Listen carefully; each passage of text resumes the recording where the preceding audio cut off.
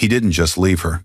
He slowed the car beside a lonely gas station on the edge of town, told her to step out for a minute, and drove away with her best friend and his mother still sitting in the seats where love and family used to be.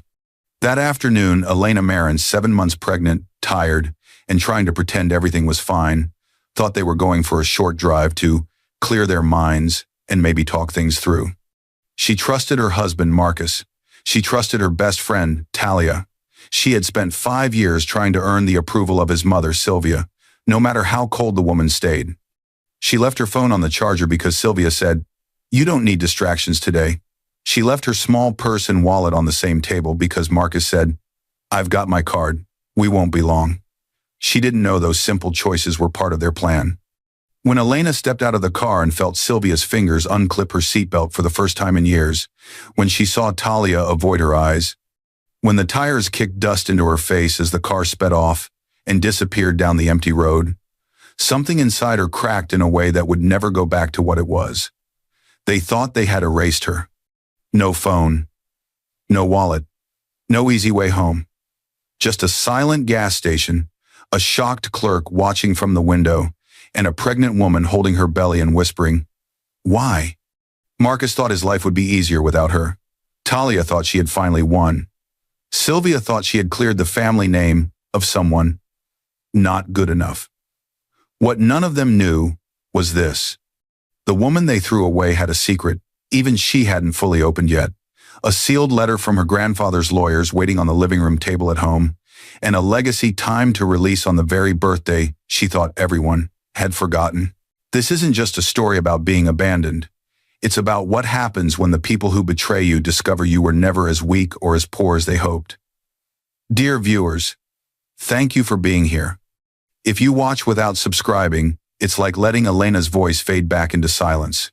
When you click that button, you stand with every woman left behind and every quiet soul who chose to rise. Please, subscribe now, and in the comments, tell me where you're watching from. The sound of a drawer slamming echoed through the quiet house, sharp, sudden, intense before the scene softened into its usual calm. Elena Marin, 29 years old, 7 months pregnant, stood alone in the living room, one hand on her belly, the other steadying a stack of unpaid bills she had been sorting since morning. She was the kind of woman everyone leaned on without thinking, the steady heart of her family, the quiet helper no one ever thanked out loud. Her 30th birthday was tomorrow. There was no cake, no balloons, no surprise, just envelopes, due dates, and a baby's tiny clothes folded on the couch. There was no cake, no balloons, no surprise. Just envelopes, due dates, and a baby's tiny clothes folded on the couch. She hadn't even reminded anyone. Habit taught her to downplay her own needs. Elena had lived her whole life believing in duty.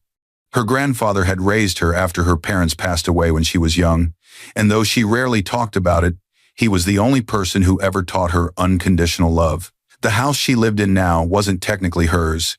It was in her husband Marcus's name. Elena never cared for property or status. She only cared about building a peaceful life, something gentle enough for her future daughter to grow inside.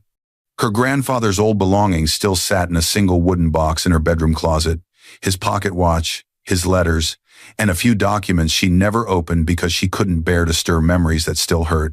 She owned nothing valuable, not in the way people counted wealth, but she carried a quiet richness, patience, warmth, and a loyalty that once made her best friend Talia call her the safest place on earth. Now, as Elena folded a tiny pink baby shirt, she smiled to herself. "She'll be here soon," she whispered. The child was her anchor, her joy, her reason to endure anything. Marcus Marin, her husband of 5 years, entered the room just then. He was 32, polished, confident, and once the man who made her feel chosen. Lately, though, something had changed in him. He spoke less. He stayed out more. His phone never left his pocket anymore. Elena stepped closer, lifting her face for a simple kiss. For years, that movement had been automatic between them. This time Marcus leaned back slightly, as if even that small closeness was too much. "I need to shower," he muttered, eyes already shifting away as he walked toward the hallway. The rejection landed softly but painfully. Elena blinked, covering the sting with a small smile he never turned to see. Before she could process the moment, another voice called from the hallway. "Elena, honey, I can't read these labels. My eyes are too tired." Sylvia Marin. Marcus's mother, 62, sharp-tongued and sharp-eyed, sat at the kitchen table with her weekly medication spread out. Sylvia never liked Elena, though she never said it directly. Her tone always carried quiet judgment, like Elena wasn't good enough, organized enough, or strong enough. Elena calmly sat beside her. "Don't worry, I'll sort them." "You always do," Sylvia replied. Not as praise but as expectation. As Elena sorted pill bottles into neat trays, labels and times memorized from habit, a familiar voice floated in from the front door. "Lena, are you busy?" Talia Reed stepped inside. 29, Elena's childhood best friend, the one who slept over when she was grieving, the one who celebrated every milestone with her. Months earlier, during the pregnancy announcement, Talia had squeezed Elena's hand with tears in her eyes, saying, "You deserve all the love in the world." That memory flickered now, sweet but slightly distant, as if belonging to a different life. Elena smiled warmly. "Just finishing up here. Come in." Talia walked into the kitchen, her perfume arriving before her footsteps. Sylvia didn't greet her with surprise. Instead, their eyes met for a fraction of a second. A small, tight glance shared between them, quick enough to miss, but loaded enough to bruise if noticed. Something in Elena's chest tightened, though she didn't yet understand why. Talia's grin was too bright. "Thought I'd drop by, check on you and the baby. You know I can't stay away." Elena felt grateful, though a small part of her wondered why Talia had been visiting Marcus's mother so often lately, especially on days when Elena was out at her prenatal classes. She brushed the thought away. Loyalty came naturally to her. Suspicion did not. After helping Sylvia finish, Elena returned to the living room to put away mail. As she separated junk from bills, her fingers brushed across a thick white envelope sealed with gold lettering, Ellison and Pierce Legal. Her heart skipped. Her grandfather's estate lawyers. She turned the envelope over. Her name was written clearly, her current address correct. A small printed line in the corner read, "Time-sensitive documents enclosed." Elena didn't open it. She believed, as always, that it was about property taxes or leftover paperwork she didn't have the energy to face. Birthdays, lawyers, money, it all felt heavy. He was gone. No envelope could bring him back. "Not today," she whispered, sliding it beneath the stack of bills on the small living room table. But as she turned away, the camera would have caught the slightest tremble in her hand. Before betrayal, Elena's world looked simple from the outside. What people didn't see was the weight she carried for everyone else. Then, just as Elena reached for another baby outfit, Marcus's voice echoed sharply down the hallway. "Elena, we need to talk. Now." The demand sliced through the air, cold and urgent. Elena froze mid-step, unaware that this conversation would be the first crack in the ground beneath her feet, and buried under one ignored envelope waited the truth that would outlive every lie around her. Later that afternoon, the sound hit her like a slap, whispers, hurried and urgent, coming from behind Marcus's closed office door. Elena froze at the top of the stairs, a basket of warm laundry in her arms, her heart hammering against her ribs. She wasn't trying to eavesdrop. She had simply walked past at the wrong moment, or maybe the right one. Marcus's voice was low, tight. "You need to stop coming here so often." She's starting to notice. Talia's voice answered, softer, but unmistakably her best friend's. "She won't suspect anything. Elena trusts me more than anyone." The words sliced through the quiet hallway. And then silence. Elena stood perfectly still, afraid even her breathing would expose her. She tried to convince herself they were talking about something innocent, something harmless. Maybe they meant Sylvia noticing. Maybe they meant the neighbors, but nothing about their tone sounded harmless. The scene slowed as she stepped back from the door, her mind spinning. Warm laundry pressed against her belly as if grounding her. She whispered to her unborn daughter, "It's okay. Mama's here." But even her own voice felt unsteady. Elena didn't want to believe anything was wrong, but patterns don't lie. She carried the laundry to the bedroom, her thoughts heavy. She remembered a time years ago when Talia had wrapped an arm around her after a heartbreak and said, "If anyone ever hurts you, I'll fight them first." Back then, Elena believed it with her whole soul. But lately, things felt different. Marcus came home smelling like cologne she didn't own. Talia arrived unannounced more often than before. Sylvia watched Elena with eyes that seemed to evaluate instead of care. And now whispers she wasn't meant to hear. Elena set the laundry on the bed and began folding slowly, trying to calm her thoughts. When she dug into Marcus's work pants looking for socks, she found something that changed the temperature in the room. A receipt, a spa visit, 2 guests. The date matched the afternoon. Marcus said he had a long meeting. She pulled out another receipt from the same pocket, this one from a jewelry shop. A bracelet. Elegant, expensive, and not one she ever received. Her hands trembled. She sat down on the edge of the bed, her breath catching. Maybe there was an explanation. Maybe the bracelet was for Sylvia. Maybe the spa day was a work event. Maybe Talia had been helping him choose something for Elena, and he just hadn't given it yet. She tried to force these thoughts to make sense, but her heart argued back. If the gift was for her, he would have given it to her. If the spa trip was for work, why hide the receipt? The ceiling felt heavy above her. The room felt too quiet. Her baby kicked gently inside her, as if asking what was wrong. Elena whispered, "I don't know." Later that afternoon, she stepped outside to check the mailbox, hoping fresh air would clear her mind. That's when a familiar voice called from across the driveway. "Afternoon, Elena." Karen Willis, their friendly neighbor in her early 40s, waved while watering her flowers. Karen was talkative and kind, the sort of woman who noticed details without trying. Elena smiled, though her heart wasn't in it. "Hi, Karen. How are you?" "Oh, I'm good," Karen replied. "By the way, I saw Talia's car here again yesterday. Thought you two were having another girls' day." Elena froze mid-step. Yesterday? She had been at her prenatal class yesterday. Marcus had insisted she go, saying he'd be working from home and that Sylvia would rest in her room. Karen kept talking casually, unaware of the storm forming in Elena's chest. "I figured she was helping you get ready for the baby. She sure comes by a lot these days." Elena forced a smile, but inside, something cracked. Talia wasn't helping her. Talia hadn't even texted her all week. So why was she at the house when Elena wasn't home?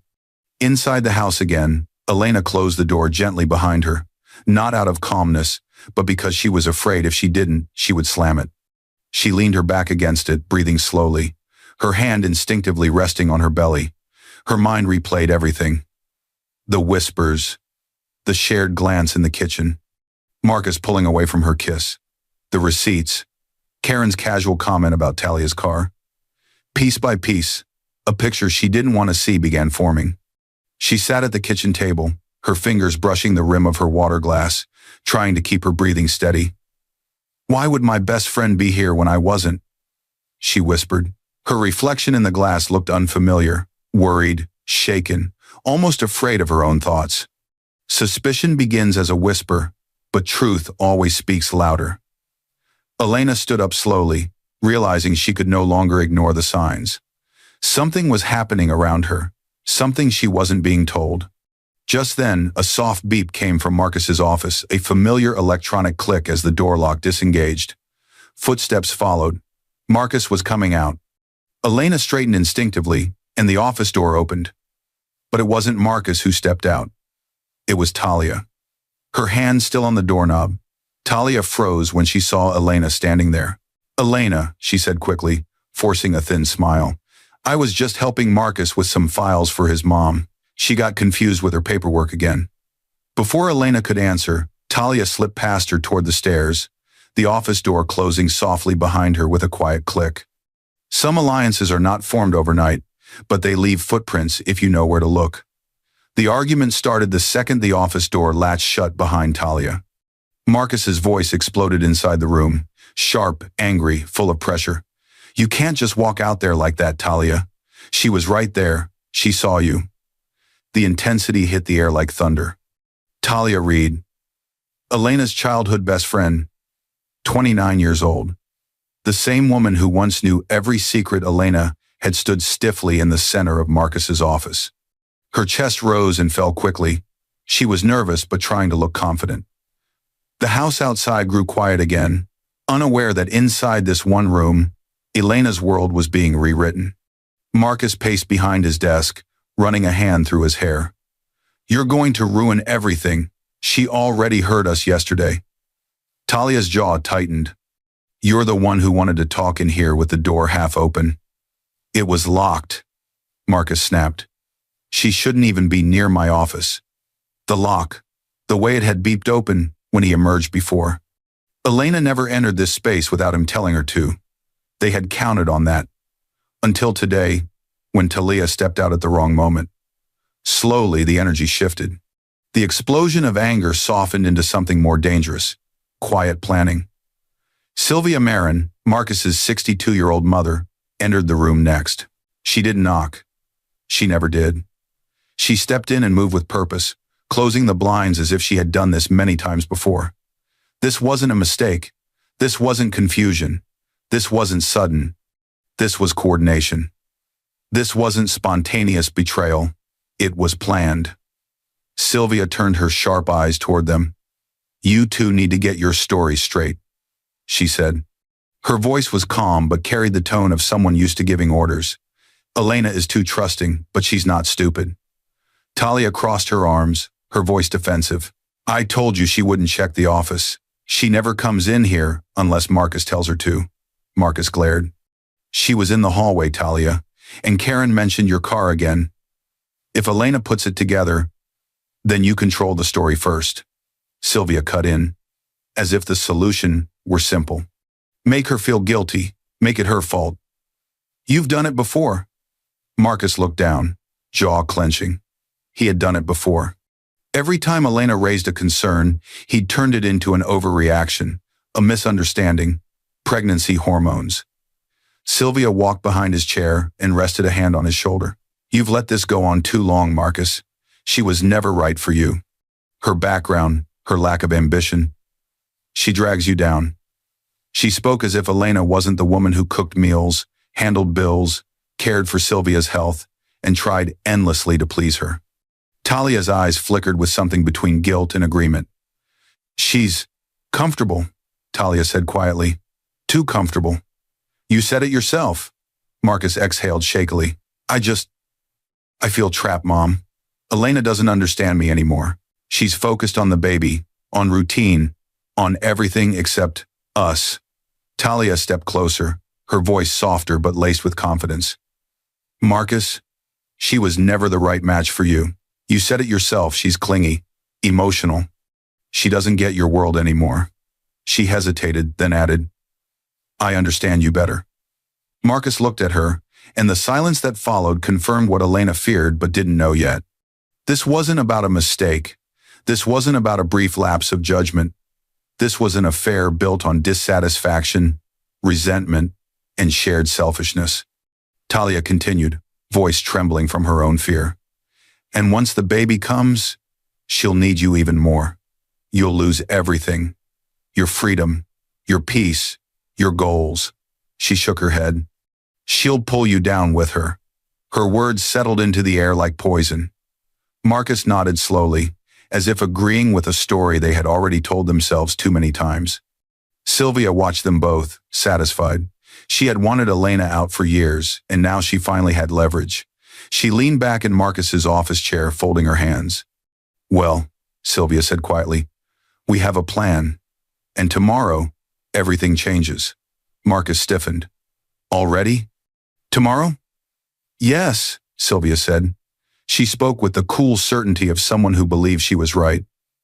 "You take her for a drive. Somewhere quiet. Somewhere she can't just walk home from. You know the old gas station on Highway 12? She paused, letting the idea settle. "You pull in. Tell her to step out and stretch. We drive away." Talia swallowed. "That's extreme." "So is a divorce with property division and child support," Sylvia replied. "You want a clean slate? This is how you get it. She has no car, no family here, no one but us. Marcus was silent for a long moment. Then he nodded. This was betrayal carved in stone. This was their alliance. This was the moment Elena's fate was sealed. And Elena had no idea the people she loved were preparing to discard her. Outside the office door, light footsteps creaked on the stairs, hesitant, familiar. Elena. She paused just beyond the door, one hand on the railing, closer than any of them realized. The closer the truth comes to the surface, the faster betrayal prepares to strike. The next morning, the morning they had chosen, began with a jolt. Marcus slammed the bedroom door loud enough to shake the frame. "Elena, get ready," he said sharply. "We're going for a drive. We need to clear our minds."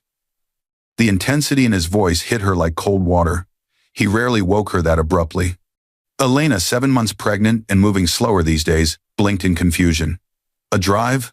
Now?" "Yes," Marcus replied, tugging open the wardrobe without looking at her. "It'll help you relax. We need to talk. Away from the house. Away from everything." The edge in his voice should have warned her. But instead, she grasped at the possibility that he wanted to reconnect. After the last few strange days, the whispering, the receipts, Talia stepping out of his office like she belonged there. Elena desperately wanted a sign that her marriage wasn't falling apart. She softened her tone. "Okay, maybe it will help." The scene slowed as she changed clothes carefully, breathing deeply, telling herself that this might be the moment they talked honestly. Maybe Marcus was ready to explain. Maybe he wanted to fix the distance between them. Maybe she was overthinking. She touched her belly. "Maybe this will be good for us," she whispered to her unborn daughter, wanting the words to be true. When she stepped into the living room, Talia was already standing near the door, bright smile plastered on her face. Talia, her best friend, the woman she trusted, looked completely at ease, as if early morning surprise drives were normal. "Talia?" Elena asked softly. "You're coming too?" Talia nodded, brushing imaginary dust off her jacket. "Of course," Marcus said. "You've been stressed. I thought I'd tag along, keep you company. Make sure you're comfortable." Her tone was cheerful, but her eyes darted quickly toward Marcus, as if checking for approval. Elena tried to ignore the rush of nervousness moving through her. "Thanks," she said quietly. "That's thoughtful." Just as they headed for the door, Sylvia appeared from the hallway. Sylvia always seemed to show up when Elena least expected it. Today, she wore a smile that didn't reach her eyes. "Sweetheart," Sylvia said sweetly, "leave your phone here. Let it charge. You don't need distractions today. Just relax and enjoy the drive." This was out of character. Sylvia never reminded her to rest. She never suggested Elena switch off. She barely cared if Elena sat down during the day. A quiet alarm rang in Elena's mind. "I'll just put it in my bag," Elena began. Marcus cut in quickly. "No, leave the bag too. We're not going far, and I've got my wallet. You don't need to carry extra weight in your condition." His words sounded caring on the surface, but something colder hid underneath. Logic formed in her mind. He didn't want her to call anyone, didn't want her to check messages, didn't want her to reach out if something felt wrong. Her fingers hovered over her phone and small purse on the side table before she reluctantly set them both down. "All right, if that's what you want." As they walked to the car, hope is the softest place to hide a knife. The car ride began quietly, too quietly. Elena sat in the passenger seat, watching trees pass by, trying to ignore the tension. Sylvia sat behind her. Talia sat behind Marcus. For a short, hopeful moment, Elena let herself imagine this was a family trying to heal. Marcus gripped the wheel in silence, jaw tight, eyes fixed ahead. She tried to start a conversation. "Marcus, is everything okay between us?" "Later," he answered. That one word made her heart sink. The silence that followed was heavy enough to make her chest ache. Elena turned her face toward the window, clinging to hope even as it crumbled inside her. After about 20 minutes, something strange happened. Marcus took a sharp turn off the main road, a turn he had never taken before. Not on any trip, not on any drive. It wasn't the way to the beach. It wasn't the way to the park. It wasn't the way to any place they usually went. Elena's breath caught. Marcus, this isn't the right direction. He didn't answer. Another turn. This one, harsher. Her heartbeat thudded in her ears. Talia leaned forward from the back seat, her voice forced and slightly shaky. Everything's fine, Lena. Just trust us. Trust. A word that suddenly felt empty. Elena's hands slowly moved to her stomach, as if instinctively protecting her child. Up ahead, she saw a small, isolated gas station in the distance. Marcus was driving straight toward it with a determined expression she had never seen before. And deep inside, something cold whispered, "This isn't a drive to clear your mind. Some moments don't break a life. They split it in two." Marcus slammed on the brakes so hard, the car jerked forward, throwing Elena against her seatbelt. The sudden stop hit her body with violent force. Her breath caught, her hands flew to her stomach, and for a moment, the shock froze every muscle in her body. "Marcus," she gasped. "What are you doing?" The car sat in front of an empty, quiet gas station, no other cars, no movement, only the dull hum of a flickering overhead light. The place felt wrong, eerie, chosen on purpose. Marcus didn't answer. The intensity of the moment was immediate, too sharp, too sudden, and Elena's mind scrambled to understand. Slowly, the scene softened into a chilling quiet. The engine hummed. Wind brushed against the windows. The emptiness around them felt like a warning. Elena turned her head toward Marcus, searching for his eyes, for reassurance, for anything familiar. But his face was cold stone. He finally spoke, but not with comfort. "Step out for a minute. Stretch your legs. You've been sitting too long." His tone was flat, practiced. Talia leaned forward from the back seat, her smile stretched too wide, too forced. "He's right, Lena. Come on, it's good for the baby. Just a minute." Her voice trembled slightly, not with fear, but with guilt she was trying to bury. Elena frowned. "Why here? This doesn't make sense." Sylvia, who rarely touched Elena, suddenly reached across and unbuckled her seatbelt with quick, sharp fingers. "Go on, dear," she said with a sugary smile. "Just step out for a moment. We'll grab some water and snacks." Everything happened too fast. Before Elena could protest, the car door swung open beside her, letting in a cold breeze that prickled her skin. Her heart pounded. Her baby shifted anxiously inside her belly. This wasn't right. This wasn't safe. This wasn't normal. Still, she stepped out slowly, one hand gripping the doorframe, the other wrapping protectively around her stomach. She trusted too much. She wanted too badly to believe she was overthinking. The gravel beneath her shoes felt unstable. The air felt heavier than before. It takes only 15 seconds to end a life someone worked years to build. Elena turned back toward the car, confused and scared. "Marcus? What's happening?" For one horrifying second, she thought he might get out and explain. Tell her she misunderstood. Tell her everything was fine.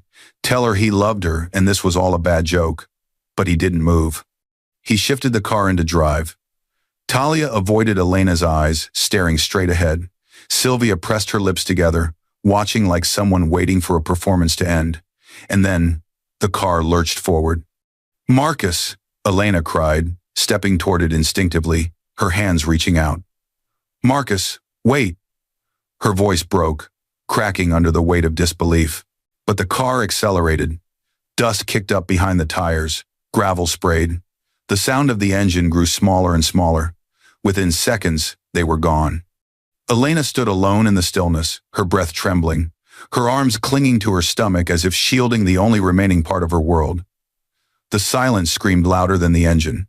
Her knees wobbled. She blinked rapidly, hoping she was still asleep in her bed at home, that this was some cruel dream she would wake from. But reality stayed. Reality burned. Her phone was on the living room table. Her wallet and ID were in her purse beside it. Her husband, her best friend, and her mother-in-law had driven away in the only car she had access to. She took one small shaky step forward, staring at the empty road where the car disappeared.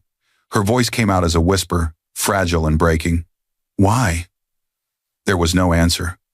Not from Marcus. Not from Talia. Not from Sylvia. But someone had seen. Inside the small gas station booth stood Rosa Alvarez, a gas station clerk in her mid-40s. Rosa had been sweeping the floor when she witnessed the entire moment, the car pulling in, the confusion on the pregnant woman's face, and then the sudden abandonment. Rosa pressed a hand to the glass, her expression filled with shock and worry. Moments later, she hurried outside. "Are you okay?" she called out gently. Her voice traveled across the cold air like the first sign of human warmth. Rosa didn't know it yet, but she would become an important witness, an anchor of truth in the storm waiting to unfold.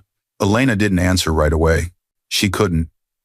Her throat was tight, her thoughts tangled, her heart shattered into too many pieces to gather. She looked down at her belly. Her baby kicked softly, as if sensing her distress. Her grandfather's voice echoed in her memory, an 11-year-old Elena sitting on his lap as he pressed a gold pocket watch into her hand. Flashback insert. "You're stronger than you know," he had whispered. Tears pooled in her eyes, not because she believed those words, but because she desperately needed them to be true. Rosa stepped closer, speaking calmly. "Listen, I saw what happened. I saw their license plate. You're not crazy. You're not imagining this. They left you." The pain pulsed through Elena, but beneath the pain grew something else. A spark, a shift. The first breath of a woman who had nothing left to lose. But betrayal wasn't her ending, it was her beginning.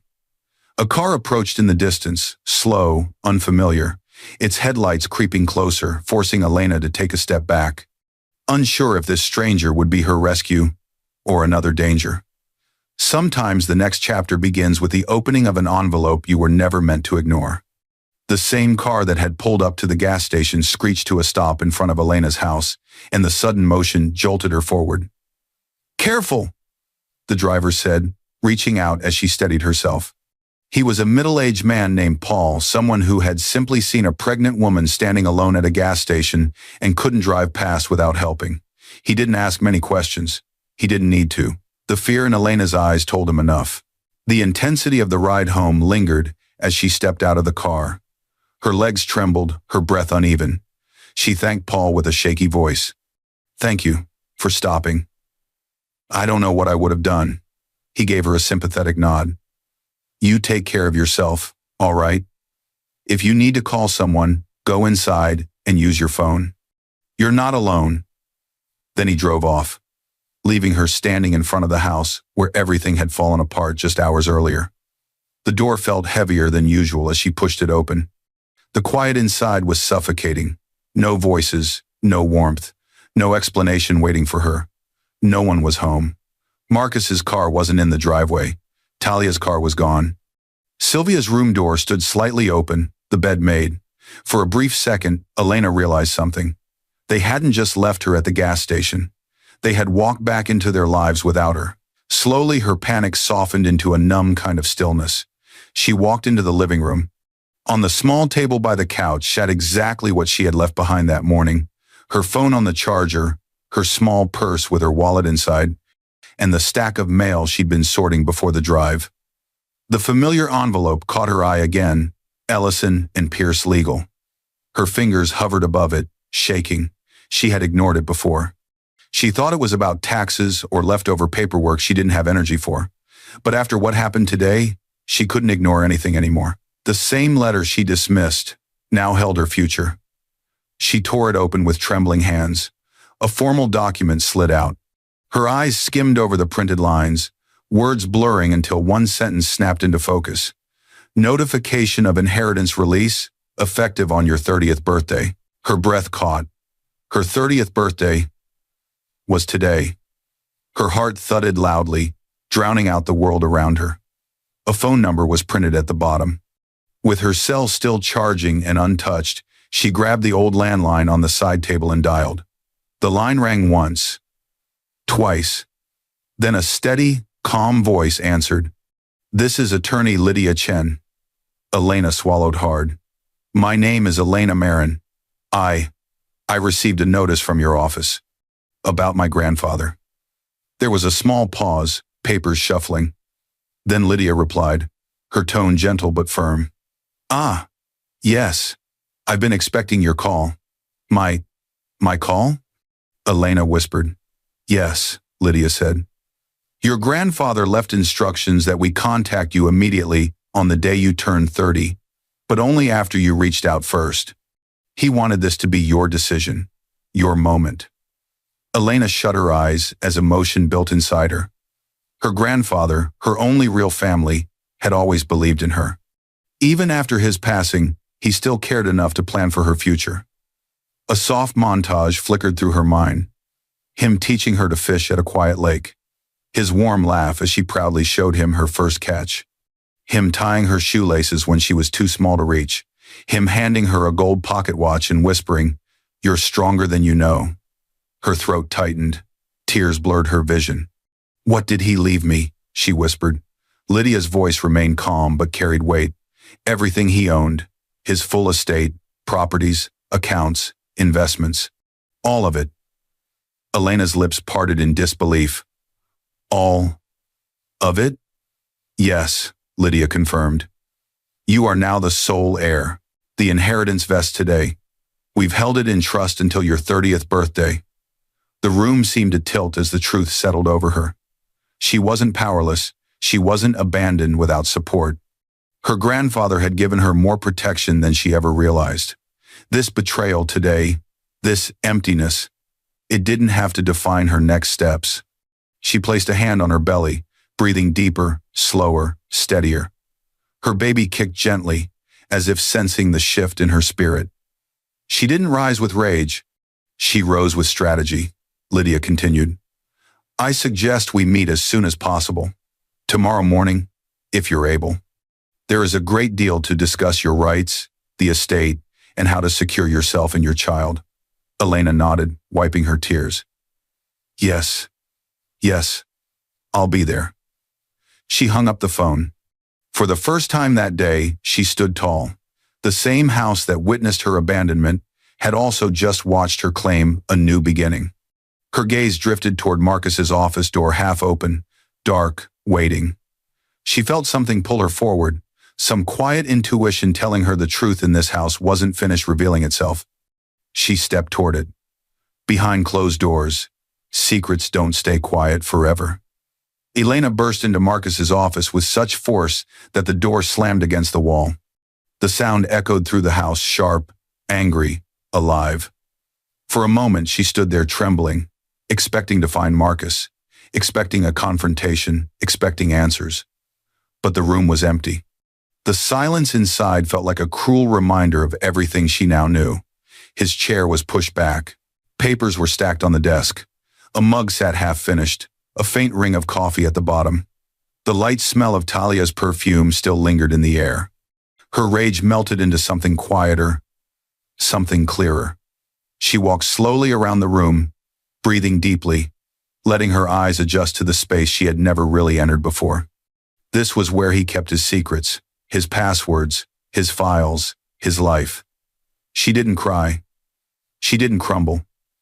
She simply inhaled and exhaled like someone preparing for the next part of a long journey. Revenge is strongest when silent. Elena reached into her pocket and took out the note she had scribbled with attorney Lydia Chen's address and meeting time. Inheritance had given her options. But justice needed proof. It needed planning. It needed allies.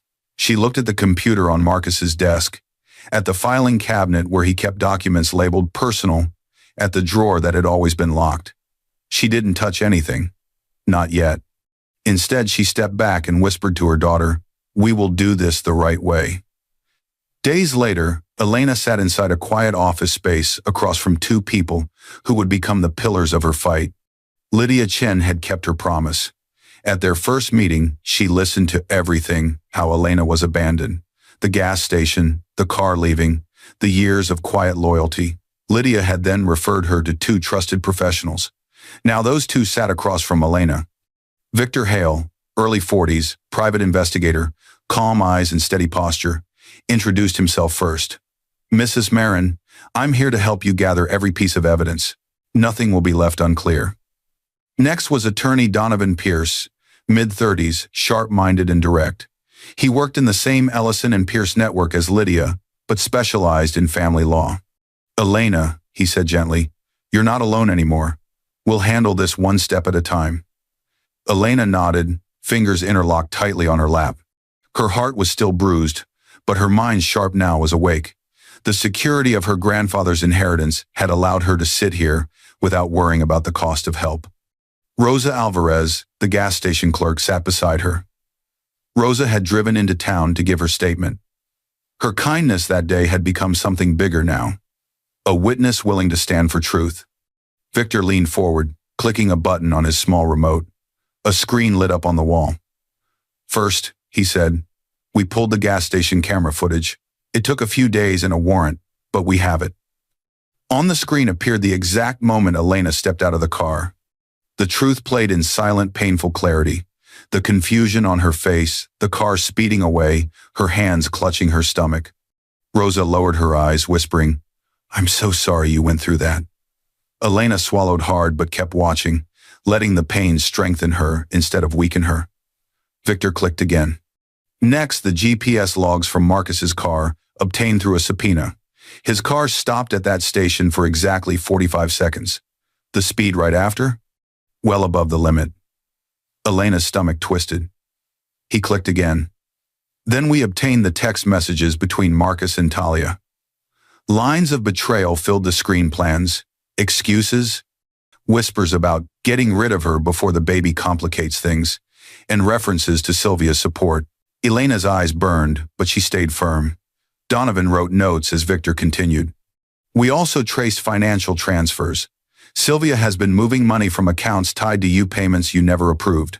We compared signatures, several appear forged." The betrayal was bigger than Elena imagined. Not just emotional, not just personal, it was financial deception too. "Everything you see here," Victor said, "is admissible in court, and we will collect more." Donovan placed a contract in front of her. "Elena, once we file this, the legal process starts. Divorce, custody, asset freeze, full exposure." Elena hesitated not from fear, but from the gravity of what this moment meant. She wasn't just surviving anymore, she was taking control. Slowly she signed her name. Her signature wasn't shaky, it was strong. Victor gave a small nod of respect. "We've already started digging through Marcus's records. If there's anything else he's hiding, we'll find it." Rosa squeezed Elena's hand. "You deserve better. I'll testify. I saw everything." Elena felt warmth in her chest, proof that kindness still existed somewhere in her world. Donovan leaned back, studying the piles of evidence. "Elena," he said with a tone both calm and serious, "this won't just win in court. This will ruin them." Elena closed her eyes for a moment and breathed, her baby kicking softly as if sensing her new strength. Just as she stood to leave, Victor looked up from his laptop, confusion flashing across his face. "Elena, there's something else in Marcus's records, something big." He turned the screen toward her, and her whole body tensed. On the screen was a recently approved life insurance policy in her name, taken out months ago. The beneficiary, Marcus. The payout, more than enough to cover his debts and build a new life, without her. Sometimes the truth doesn't just set you free. It proves someone was willing to profit from your disappearance. Weeks later, the gavel slammed against wood, with such force it echoed like thunder. Everyone in the courtroom flinched except Elena. She sat straight, steady, composed, nothing like the abandoned woman who had stood crying at a gas station weeks earlier. Today, she wore quiet strength like armor. Her hands rested gently on her pregnant belly, a reminder of what she was fighting for. Marcus Marin, her husband, stood beside his attorney at the opposite table. His face was pale, his jaw tight. Gone was the confidence he always carried. Today he looked cornered. Next to him sat Talia Reed, Elena's former best friend, dressed in trembling guilt. She kept her eyes down, unable or unwilling to meet Elena's gaze, and beside them, stiff and furious like a shaken hive, sat Sylvia Marin, Marcus's mother. She held her purse tightly in her lap, her lips pinched with frustration. She never imagined she would have to defend herself in a courtroom against her own daughter-in-law. They expected a broken girl. Instead, they faced an empire. At Elena's table sat her lawyer, Donovan Pierce, sharp-suited and calm. To her left sat Rosa Alvarez, the gas station clerk, ready to testify. Behind them, Victor Hale, the private investigator, prepared the final files and exhibits. And at the front of the room, overseeing every moment with steady authority, sat Judge Marianne Torres, known for her fairness and zero tolerance for lies. The hearing began with the evidence presentation. Donovan stood first. Your Honor, we will begin with the events of the day Mrs. Marin was abandoned. He clicked a remote. The courtroom screen came alive. There, in cold, unforgiving clarity, was the video of Elena stepping out of Marcus's car at the gas station. Her confusion was visible, her fear, her vulnerability. Then the car speeding away. Someone in the audience gasped softly. Marcus closed his eyes, jaw clenching. Talia shifted in her seat. Sylvia pressed her lips together so tightly they turned white. Elena kept her gaze forward. She refused to let herself cry again. Not here, not in front of them. The video ended. Silence followed. Donovan spoke calmly. Mrs. Marin was 7 months pregnant when this occurred. She was left with no transportation, no phone, and no wallet. Judge Torres nodded slowly, her expression unreadable. Next came the text messages. Donovan projected them on the screen. Messages between Marcus and Talia. She's too emotional. We have to do it before the baby comes. Your mother supports us. She said, Elena is slowing you down. Gas station is easy. No cameras she'll notice. Donovan turned toward Marcus. Unfortunately for you, Mr. Marin, there were cameras. Marcus stared at the table. Talia's hands shook in her lap. Sylvia looked away, her nostrils flaring. Judge Torres frowned. The courtroom reporter typed rapidly, recording everything. Then Rosa testified. She stepped forward gently, hands clasped. Your Honor, I saw the whole thing. The car left before she even understood what was happening. She looked terrified. Rosa's voice softened. No one should be abandoned like that, especially not someone carrying a child. The courtroom murmured with sympathy. Elena felt a rush of gratitude for Rosa's bravery. Victor Hale presented the next segment, financial documents. The court should be aware, Victor said, that Miss Sylvia Marin has been moving funds out of accounts tied to Elena without her knowledge. He pointed to the screen. Several transactions show forged signatures. We obtained confirmation from the bank's forensic analyst. Sylvia's head snapped up. Those accounts were for the family, Victor countered smoothly. They were in Elena's name, and she never authorized these withdrawals. Gasps filled the courtroom. Sylvia's lawyer placed a steady hand on her arm, trying to calm her. Judge Torres looked stern. Forgery is a serious accusation. Do you have proof? Victor handed forward papers. Yes. Signature comparisons, timestamps, and bank confirmations, Your Honor. Sylvia's confidence cracked into panic. Donovan nodded at Victor, then clicked to the next slide. And finally, Your Honor, we present the most disturbing document of all. On the screen appeared the life insurance policy Victor had discovered. A policy taken out in Mrs. Elena Marin's name, Donovan explained, with Mr. Marcus Marin as the sole beneficiary, applied for shortly before the planned abandonment. The coverage amount is substantial. He let the silence stretch. Combined with the deliberate act of leaving a pregnant woman at an isolated gas station, this raises serious concerns about intent and safety. Marcus's attorney shifted uncomfortably. Judge Torres's eyes hardened. Mr. Marin, did your wife know about this policy? Marcus hesitated. I didn't think it was important. Donovan's voice cut through his excuse. Not important, or not convenient to mention. The courtroom felt the shift. This was no longer just cruelty. It was danger. Donovan concluded the evidence presentation. Your Honor, what you see here is not a misunderstanding.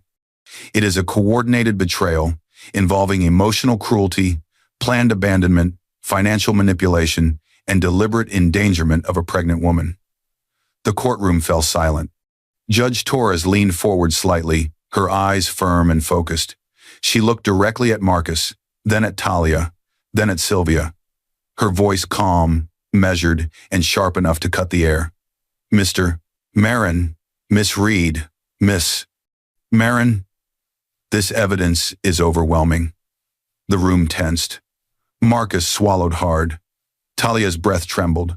Sylvia gripped her purse as if it were the last thing keeping her from falling apart. And Elena finally allowed herself a slow inhale, one filled not with pain, but with power. For the first time, they realized the cost of cruelty. Judge Torres lifted the final document, preparing to announce her ruling when the courtroom doors swung open behind them, and a familiar voice called Elena's name. Everyone turned. Elena froze. It was Lydia Chen, holding a folder marked with Elena's name, proof of her inheritance and financial independence, prepared to ensure Marcus couldn't touch a cent. Sometimes the greatest downfall begins when the world sees exactly who you tried to destroy. The courthouse doors flew open with a violent crash as Marcus burst outside, shoving past reporters and ignoring the flash of cameras. His face was frantic, pale, desperate, so different from the man who once abandoned his pregnant wife at a gas station without a backward glance. "Elena!" he shouted, voice cracking. The intensity of his panic cut through the courthouse courtyard. The noise of the world seemed to fall away as he sprinted toward her. Elena stood on the courthouse steps, breathing steadily, one hand gently covering her belly. Judge Torres had just issued a strong temporary ruling. Primary custody to Elena, immediate restraining order against Marcus, and a freeze on any assets he tried to hide. Sylvia faced separate fraud charges. Talia's reputation was shattered before everyone who heard the testimony. Talia and Sylvia trailed behind Marcus now, both shaken by the ruling. Neither looked victorious. The three of them stood exposed before the world, judged, embarrassed, and defeated. But Elena, she looked calm. She looked whole. Marcus reached her first. He grabbed her arms, almost dropping to his knees right there. "Elena, please," he begged. "I made a mistake, a horrible mistake. We can fix this. We can fix us." The intensity softened into a slow, deep ache as Elena stared at the man she once loved. His eyes were red, filled with panic. His breathing was fast and broken. He looked like someone drowning. Inside her, however, something was quiet like a lake after a storm. The courtroom had changed something in her. She wasn't the same woman he left on that gravel road. The man who abandoned her now begged for her mercy. Elena pulled her arms back gently, not in anger, but in clarity. Behind Marcus, Talia Reed stood with her arms crossed tightly over her chest. She looked furious, not at the situation, but at Marcus. "This is your fault," Talia snapped at him. "You said she wouldn't fight back. You said she was too soft, too emotional." Elena blinked at those words, but she didn't break. She didn't even flinch. Talia continued, voice rising. "You told me she wouldn't take us to court. You said your mother would fix it." Sylvia Marin froze at that. The older woman stood on the sidewalk, her breaths uneven, one hand gripping a bench as if her body might give out. The humiliation of having her financial fraud exposed in court had cracked her pride wide open. Reporters circled, microphones raised, snapping photos of Sylvia's collapse, Talia's outrage, and Marcus's desperation. Elena stood still, protected by her own calmness, an emotional shield none of them could break now. Marcus reached for her again, his voice trembling. "Elena, I thought you didn't love me anymore. I thought you didn't care. I thought." Elena stopped him with a raised hand. She finally spoke, her voice soft but steady, like steel wrapped in silk. "You walked away first." The words didn't shout. They didn't shake. They simply ended something. Marcus's face crumpled. Talia looked away, jaw tight. Sylvia sank onto the bench completely, burying her face in her hands. Elena's eyes filled with quiet determination. She wasn't here for revenge. She was here for truth, closure, and the safety of her unborn child. The crowd behind them whispered. Lawyers watched from the doorway. Even the courthouse guards paused to witness this moment, the final unraveling of a family built on lies. Marcus let out a broken sound, falling to his knees on the cold concrete. The courtyard held its breath. "Elena," he begged again, "please, please, don't leave me. I have nothing left without you." Elena looked down at him, not with hatred, not even satisfaction, but with the deep sadness of a woman who once believed in him completely. "You had everything," she said softly, "and you threw it away." Talia scoffed loudly and stormed off, heels clacking against the pavement. She didn't look back. Marcus's downfall no longer served her. She would find her own way to survive. Sylvia remained frozen in shame, unable to rise, unable to defend herself. Marcus stayed on his knees. "Elena," he whispered, "I love you." Her heart tightened, not because she believed him, but because she finally understood something important. Love was never supposed to feel like begging for crumbs. She stepped back, lifting her chin. "Marcus, I don't need your love anymore." Silence followed, heavy, final. But Elena didn't need their suffering to feel whole. She turned away, ready to walk toward the future her grandfather had prepared for her.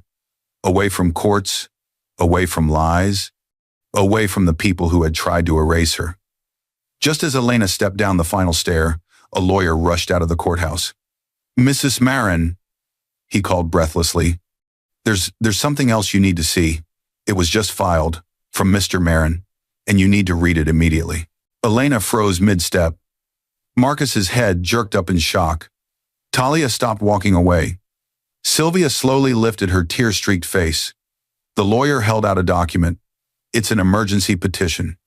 He's asking the court to challenge your inheritance and claim joint control, arguing you're emotionally unstable and can't manage it alone." Elena's eyes narrowed, not in fear, but in tired disbelief. Of course he would make one last desperate move. Sometimes the final blow doesn't come from betrayal, but from the last act of someone who refuses to accept they've already lost. The newborn's cry broke through the quiet room like a sudden burst of life. Months had passed since the courthouse steps. Marcus's emergency petition had been denied. Judge Torres rejected his request to touch her inheritance or control her finances, citing the evidence of his abuse and abandonment. The divorce process was underway. Protective orders remained in place. Elena had not seen him since. Now Elena clutched her daughter close to her chest, breath trembling not from fear, but from the overwhelming realization that she had reached the end of a storm and stepped into the beginning of a new world. The intensity of the moment washed over her, strong enough to make her knees weak. She stood inside her grandfather's restored estate, a large, peaceful home filled with sunlight and warm wooden floors. Renovations had finished only weeks before the birth. Fresh paint, open windows, a nursery made with care. Everything here felt like safety, like healing. The child in her arms cried again, softer this time. Elena rocked gently, whispering, "It's okay. Mama's here. You're home now." Her voice calmed the baby instantly. Slowly, the intensity faded into a soft, reflective, quiet. Elena walked to the window, looking out at the long driveway lined with tall trees her grandfather planted years before she was born. She felt him everywhere here, in the walls, in the land, in the way sunlight filtered through the leaves, exactly the way it had during her childhood. She wasn't saved by money. She was saved by the truth that she was worth more than the people who failed her. Behind her, footsteps approached. Attorney Lydia Chen, dressed in her usual calm professionalism, stepped into the nursery doorway. "She's beautiful," she said softly. "Your grandfather would have loved her." Elena smiled. "I hope she grows up with his strength." "She already has yours," Lydia replied. They shared a quiet moment, both knowing the journey that had brought Elena here. Betrayal, abandonment, court battles, a desperate last petition, unexpected inheritance, and now a child who represented everything pure and new. Lydia handed her a set of final documents. "These close the last of the estate transfers. Everything is officially yours now. The house, the land, the investments. You and your daughter are secure. And with the court's orders, Marcus has no claim to any of it." Elena thanked her, though gratitude felt small compared to the relief she felt inside. She no longer carried fear, no longer carried doubt, no longer carried the weight of people who never valued her. She pressed her lips gently against her daughter's forehead. "Baby girl," she whispered, "we're free." She stepped into the living room, sunlight warming her skin. Everything here felt like a promise, a life built on truth, strength, and self-worth. A life where no one could abandon her again. Her daughter's tiny hand reached up suddenly, gripping Elena's finger with surprising strength. Elena smiled, eyes soft with pride. Sometimes, being abandoned is how you discover where you truly belong. The camera slowly zoomed in on the baby's tiny fingers curled around Elena's, the symbol of a new beginning shaped not by betrayal, but by resilience.